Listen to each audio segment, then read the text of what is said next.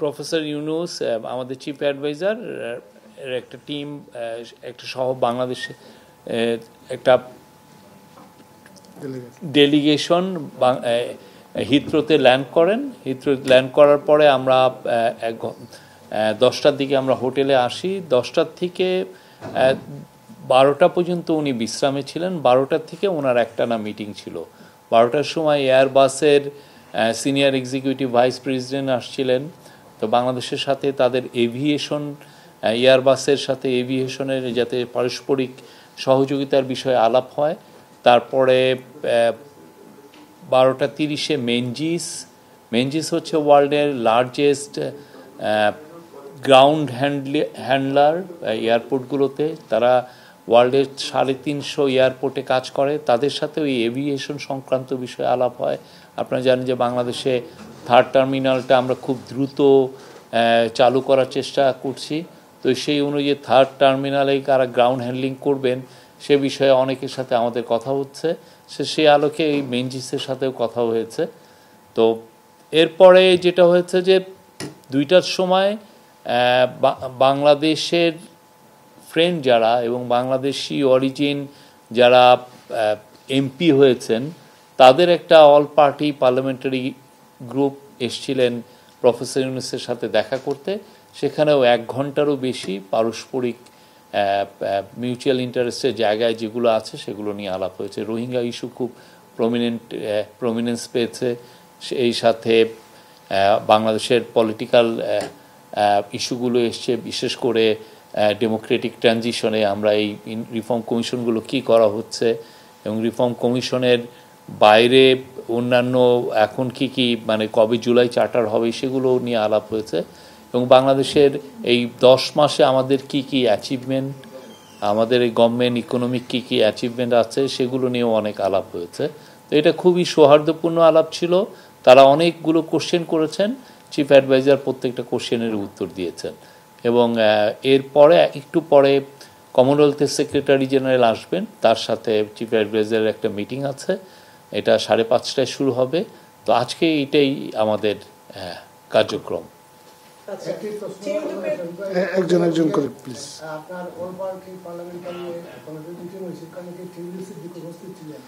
না, টিউলিপ সিদ্দিকী ছিলেন না।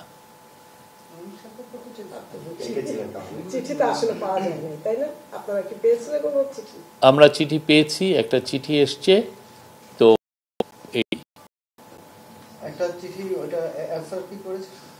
না, চিঠির বিষয় হচ্ছে যে এটা একটা লিগাল ইস্যু এবং এটা লিগাল ওয়েতে অ্যাড্রেস করা হবে। আগামীকাল আমরা যতটুকু জানি যে গণমাধ্যম এবং এখানে যারা ব্রিটেন এনআরবি আছে তাদের সাথে একটা মিটিং করার কথা ডক্টর মোহাম্মদ ইউনূস সাহেবের। তো ওই বিষয়টা কি আসলে কারা চেঞ্জ হয়েছে? আমি এই বিষয়ে জানি না, বাট আমরা যেটা জানি যে কালকে উনি চাথাম হাউসে যাবেন। ওইখানে একটা মিটিং আছে, 2 দফা মিটিং আছে। একটা চাথাম হাউসে উনি একটা অ্যাড্রেস করবেন, আর একটা হচ্ছে যে চাথাম হাউসের ভিতরেই সিলেক্ট গ্রুপ অফ পিপলের সাথে ওনার কথা আছে। আর একটা হচ্ছে যে কিছু স্টুডেন্টের সাথে ওনার ইন্টারাকশন করার কথা আছে, যারা বিশেষ করে জুলাইয়ের আন্দোলনে ছিলেন, তাদের সাথে একটা মিটিং হওয়ার কথা আছে। আর কিছু সরকারি কিছু বায়োলেটারাল মিটিং কিছু আছে। জি,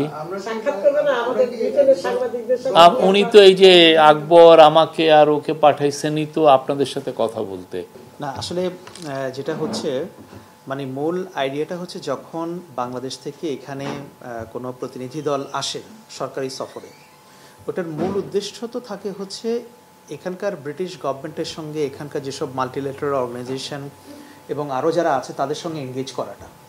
মানে আপনারা যারা বাংলাদেশি কমিউনিটির সাংবাদিক বা এখানে সাংবাদিকতা করছেন, বাংলাদেশি মিডিয়াতে তো ওনার হরহামেশা বক্তব্য যাচ্ছে, উনি বিভিন্ন বক্তব্য দিচ্ছেন বা ওনার কথাগুলো আমরা সেখানে তুলে ধরছি। সো আমরা যদি একটু ওয়ার্ল্ড অডিয়েন্সকে কানেক্ট করতে চাই বা এখানে ব্রিটেনের মূলধারার গণমাধ্যমকে কানেক্ট করতে চাই, তো তাহলে সেটার এনগেজমেন্ট একটু ডিফারেন্ট হবে। তো সেই জন্য বিষয়টা এরকম না যে উনি বাংলাদেশি মিডিয়ার সঙ্গে মত বিনিময় করতে চাচ্ছেন না বা চান না, ব্যাপারটা ওরকম না। আপনারা যদি খেয়াল করেন, আপনারা যেসব প্রতিষ্ঠানের জন্য কাজ করেন, ঢাকায় কিন্তু আপনাদের যারা মাদার অর্গানাইজেশন সবাইকে কিন্তু উনি ইন্টারভিউ দিয়েছেন।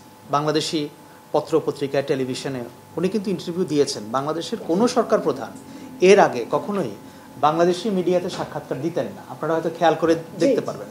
উনি যেমন আন্তর্জাতিক গণমাধ্যমে দিচ্ছেন, তেমনি উনি লোকাল মিডিয়াতেও দিচ্ছেন। তো এখানে যেহেতু আসছে, ওনার প্রায়োরিটিটা হচ্ছে এখানকার ব্রিটেনের যারা সরকারি পর্যায়ে আছে বা বিভিন্ন সংস্থাগুলো আছে সেখানে এনগেজ করা। এবং আপনারা জানেন যে ওনার স্কেজুল খুবই টাইট প্যাকড, সময় বের করাটা খুব মুশকিল, মাত্র 3 দিনের জন্য। যদি উনি আরো বেশি দিন থাকতে পারতেন, নিশ্চয়ই আপনাদের সঙ্গে একটা বড় করে আয়োজন হতেই পারতো আর কি, তাতে কোনো অসুবিধা নেই। ব্রিটিশ প্রধানমন্ত্রী স্যার কিয়ার স্টারমারের সাথে প্রধান উপদেষ্টা মিটিং বা কোনো বৈঠক আছে কিনা, থাকলে সেটা কবে হচ্ছে? আর সেকেন্ড কোয়েশ্চেন হচ্ছে, যারা তারেক রহমানের সাথে প্রধান উপদেষ্টার বৈঠক আমরা শুনেছি যে 13 শুক্রবার হবে, সেই মিটিং এর এজেন্ডা কি হতে পারে? কেয়ার স্টারমারের আমরা যেটা জানতে পারছি যে উনি সম্ভবত কানাডায় আছেন, কানাডায় ভিজিট করছেন।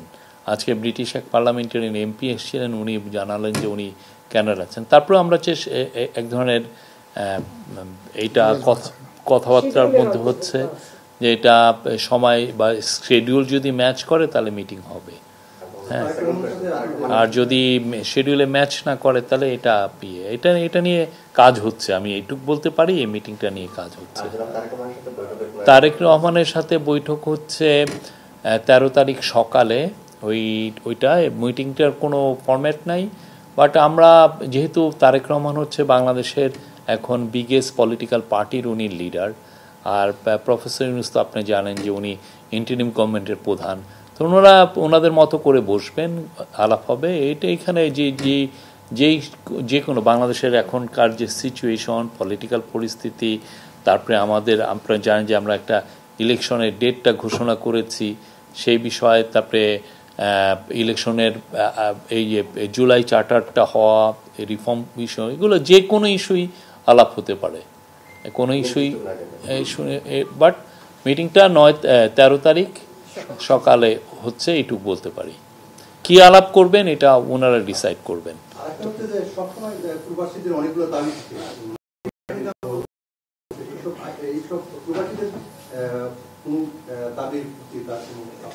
প্রবাসীদের দাবি তো সাধারণত এম্বাসিগুলোই দেখেন। এম্বাসির তরফ থেকে যেগুলো জিনিস ওনাকে জানানো হয় সেগুলোর ব্যাপারে উনি ওয়াকিবহাল থাকেন। তো ওইগুলো নিয়ে তো কাজ হয়, আমরা কাজ করি। প্রবাসীদের ভোটার নিয়ে, ভোট যাতে প্রবাসীরা ভোট দিতে পারেন সেটা নিয়ে কাজ হচ্ছে। তারপরে প্রবাসীদের পাসপোর্ট একটা বড় একটা ইস্যু ছিল, পেন্ডিং থাকতো, এটা অনেক পাসপোর্ট দেওয়া হতো না, সেটা আমরা 4 লক্ষের মতো পাসপোর্ট সবাইকে তাদেরকে পেন্ডিং ছিল সেটা পুরোটা কমপ্লিট করা হয়েছে, দেওয়া হয়ে গেছে সবার কাছে। আর অন্যান্য যেগুলো দিনে আসে ইস্যুগুলো প্রত্যেকটাই তো অ্যাড্রেস করা হয়। আমাদের সাধ্যমতো আমরা চেষ্টা করছি প্রবাসীদের প্রত্যেকটা ইস্যুই যাতে আমরা অ্যাড্রেস করতে পারি। যে প্রবাসীদের যে বিভিন্ন দাবি দাওয়া আছে, এর মধ্যে আছে যেমন প্রবাসীরা চাচ্ছে বিশাল একটা প্রবাসীরা অবস্থান করে লন্ডনে, এবং তারা চাচ্ছে বিভিন্ন জায়গায় সিলেটে এয়ারপোর্ট সহ বিভিন্ন, আপনারা জানেন যে সিলেটের প্রচুর মানুষ সেখানে রয়েছে। এই বিষয়টা, এই একটা বৈঠক ছিল কিন্তু বাতিলটা কেন হলো?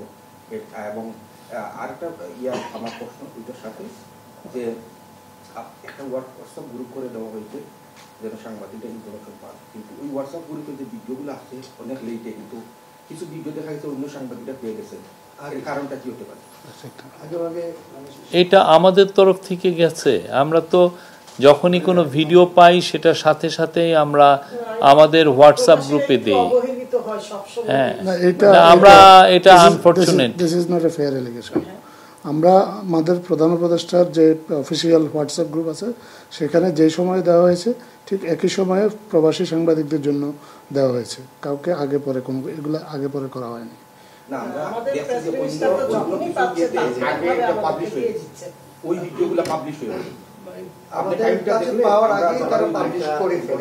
না, এটা হওয়ার কথা না, আমরা এটা দেখব। আপনারা কথা দিলেন, আমরা এটা দেখব। এটা আমাদের তো আমরা দেখব। এটা একটু বলি, একটা বিষয় হচ্ছে আচ্ছা উনি বলুক প্লিজ। একটা প্রচারণা আমরা দেখতে পাচ্ছি যে কিংস ফাউন্ডেশনের ওয়েবসাইটে আগামীকাল পরশুদিন তাদেরকে হারমোনি অ্যাওয়ার্ড দেওয়া হবে, সেই লিস্টের মধ্যে প্রধান নাম নেই, এটা নিয়ে অনেকে প্রচার করছে। বিষয়টা এটা আপনার 12 তারিখ হোক দেখবেন, হ্যাঁ 12 তারিখ হলেই আপনারা দেখতে পাবেন। সব কিছু তো ওয়েবসাইটে থাকতে হবে এমন তো কোনো মানে হয় না, ঠিক না?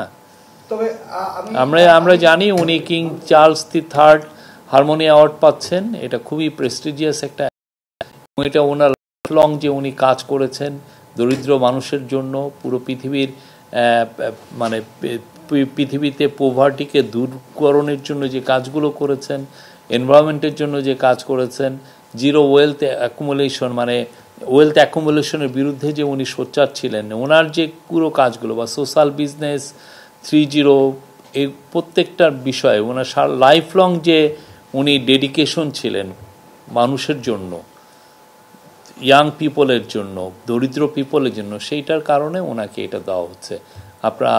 এবং সেই সাথে উনি কিং চার্লসের সাথে ওনার একটা প্রাইভেট অডিয়েন্সও আছে, একটা 1-to-1 মিটিংও আছে। আচ্ছা আমি আকবর ভাইকে বলছি একটু, আমি এনটিভি ইউরোপে আছি দীর্ঘদিন ধরেই। আমরা আসলে ব্রিটেনের যারা সংবাদ মাধ্যমে আছে, আমাদের খুব ইচ্ছে ছিল ডক্টর মোহাম্মদ ইউনূস সাহেবের সাথে আমাদের একটা মিটিং হোক। আসলে সেই সুযোগটা আমরা যদি পেতাম আমাদের ভালো লাগতো। আসলে বিষয়টা একটু যদি আপনি একটু হ্যাঁ আচ্ছা এটার উত্তর মনে হয় আচ্ছা ঠিক আছে আমি এটার উত্তরটা দিচ্ছি। হ্যাঁ ঠিক আছে আমি উত্তরটা দিচ্ছি। এটা আমি কিছুটা এর আগে উত্তর দিয়েছি। সেটা হচ্ছে দেখেন আপনারা এখানে যে নিউজগুলো করছেন, হ্যাঁ সেই নিউজগুলো তো আমি জানি যে এখানে আপনারা যারা হয়তো এখানে বিভিন্ন আউটলেট চালান, তারা আবার বাংলাদেশের বিভিন্ন পত্রপত্রিকায় টেলিভিশন আপনারা কাজ করেন। সুতরাং ওই যে আপনাদের পত্রপত্রিকা বা টিভি চ্যানেলগুলোতে কিন্তু প্রধান উপদেষ্টা এর আগে বিভিন্ন সময় কথা বলেছেন, এবং আমরাও খুব মানে খুবই আগ্রহী যদি এরকম একটা আয়োজন করা যেত, এবং এরকম একটা আয়োজনের মানে ওই যে কমিউনিটির সঙ্গে একটা বড় আয়োজনের একটা কথাবার্তা হচ্ছিল। কিন্তু আপনি বুঝতে পারছেন যে দেখেন এখানে ব্রিটেনে এখন প্রায় 6 লক্ষ 6.5 লক্ষ অফিসিয়ালি ব্রিটিশ বাংলাদেশি বসবাস করছেন। এখন এখানে অনেকের মধ্যে একটু মন খারাপ হয় যে আমি দাওয়াত পেলাম না, আমারটা কি হলো। এখন আমরা হয়তো একটা প্রোগ্রাম করলে বড় জোর 1-150 লোককে আমরা ইনভাইট করতে পারবো, এর বেশি পারবো না। আপনারা তো ব্রিটেনের কালচার জানেন যে এখানে বড় জমায়েত করার বা বিশাল গ্যাদারিং করার মতো অত সুযোগ সুবিধাও নাই। এখন এইটা একটা আমাদের জন্য উভয় সংকট বটে। আমরা চাই যে সবার সঙ্গে এঙ্গেজ করতে, কিন্তু আবার অনেক সময় এটা সময়ের স্বল্পতার কারণে বা লজিস্টিক সাপোর্টের কারণে বা বিভিন্ন আপনাদের মধ্যেও যারা আছেন গ্রুপ সাব গ্রুপে অনেকে ভাগ আছেন, একটা গ্রুপকে ইনভাইট করলে আরেকটা গ্রুপ মনে করেন যে হয় না। যেমন ধরেন আজকে প্রেস কনফারেন্স, আমরা যদি এটা না করতাম অনেকে বলতেন যে আপনারা তো কোনো প্রেস কনফারেন্স করলেন না। আমরা কিন্তু করেছি, আমার গ্রুপে প্রায় 50 জনের বেশি আছে, কয়জন এসেছে আপনারা দেখতে পাচ্ছেন। এই জন্য প্রশ্নটা আমি আপনাদের কাছে রেখে দিলাম। Thank you. আচ্ছা নোমান ভাইয়ের তরফ থেকে কোশ্চেন, নোমান ভাই বলেন।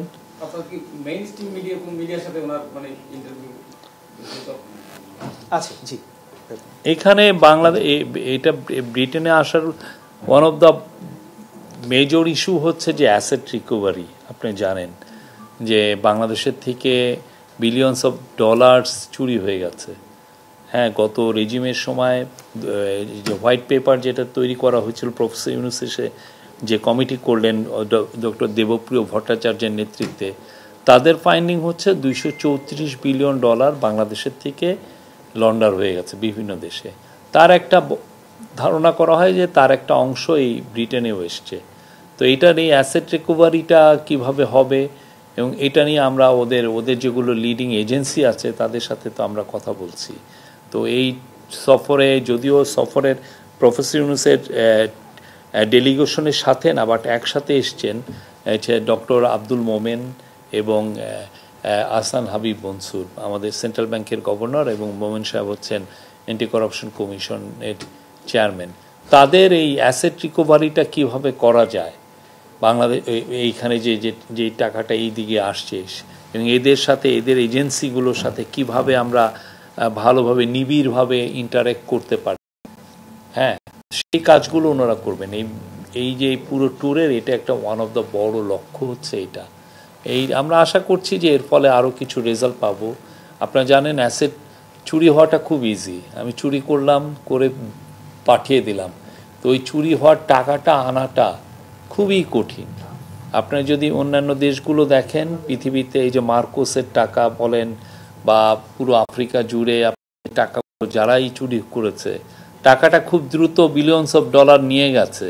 তো সেই টাকাটা আনতে, যেমন অ্যাঙ্গোলার বোধহয় একটা রিপোর্ট দেখছিলাম যে $5 বিলিয়ন না $14 বিলিয়ন ওরা মানে তাদের 14 বছর লেগে গেছে এই টাকাটা আনতে এটা, এবং ওরা বলছে যে এটাই কম। তা আমরা তো আশা করছি যে আমাদের সাথে যেই নিবিড় যোগাযোগ হচ্ছে এই এজেন্সিগুলোর, এর মাধ্যমে আমাদের কিছু ফলাফল হবে। অলরেডি আপনার ব্রিটিশ প্রেসে তো অনেক নিউজ দেখেছেন, কিছু কিছু প্রপার্টি ফ্রোজেনও হয়ে গেছে অ্যাটাচ। তো সে আলোকে আমরা কাজ করছি। তো এই বিষয়গুলো লিগালি এত বেশি সেন্সিটিভ জিনিস যে আপনি লিগালি এইটা নিয়ে অনেক কথা বলাও যায় না, একদম ফাইনাল। আপনি তো জানেন ওদের ব্রিটিশ লিগাল সিস্টেমটা তো আপনি জানেন। তো এই লিগালি এই বিষয়গুলোকে নিয়ে ডিল করতেও আমাদের অনেক চিন্তা, না বেগ না আমরা কথা, কিন্তু আপনাদের সামনে এই কথাগুলো হাজির করতে পারছি না যে আমরা কি করছি। অনেক ক্ষেত্রে এই রেজাল্টগুলো কি হচ্ছে, ডেভেলপমেন্টগুলো কি হচ্ছে, কতটুকু অগ্রগতি হলো, সে আলাপগুলো আপনার কাছে পুরোপুরি নিয়ে আসতে পারছি না। বাট আমি বলবো যে প্রচুর কাজ হচ্ছে, প্রচুর ভিজিট হচ্ছে এখানে। আমাদের সাথে ব্রিটিশ এনসিএ, বিশেষ করে ন্যাশনাল ক্রাইমস এজেন্সি, তাদের সাথে আমাদের নিবিড় যোগাযোগ আছে এবং এটা নিয়ে অনেক কাজ হচ্ছে।